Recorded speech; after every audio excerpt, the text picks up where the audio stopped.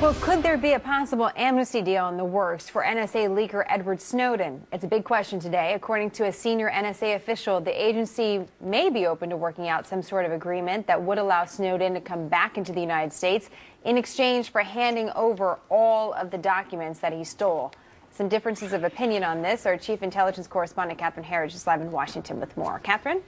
Well, thank you, Jenna. Even the suggestion of amnesty for NSA leaker Edward Snowden is exposing divisions among current and former intelligence officials. The senior NSA investigator assessing the damage from the leaks broached the idea to CBS's 60 Minutes.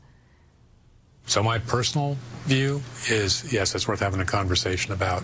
I would need assurances that the remainder of the data could be secured, and my bar for those assurances would be very high. It would be more than just an assertion on his part.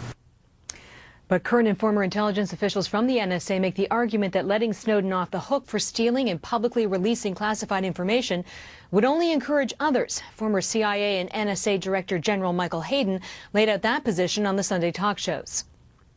Well, the repercussions are that he seems to have a negotiating edge on us because he can hold this overhang over us in terms of negotiating. But I wouldn't do it. And I understand the attraction, David, but I wouldn't do it because that simply motivates future Snowdens.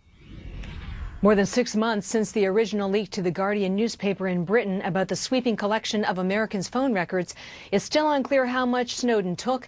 And in recent testimony, the head of the NSA telling lawmakers how the former contractor accessed the most sensitive documents, sometimes referred to as the keys to the kingdom.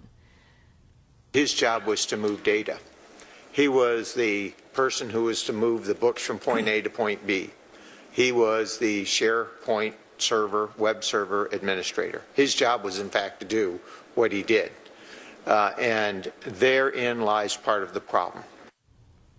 State Department spokeswoman told the Guardian newspaper over the weekend the statements about a possible amnesty were personal views and not those of the administration. It's worth noting Fox News has had a long-standing request to interview the head of the NSA almost for nearly 2 years now, and we hope eventually that will be honored as well, Jenna.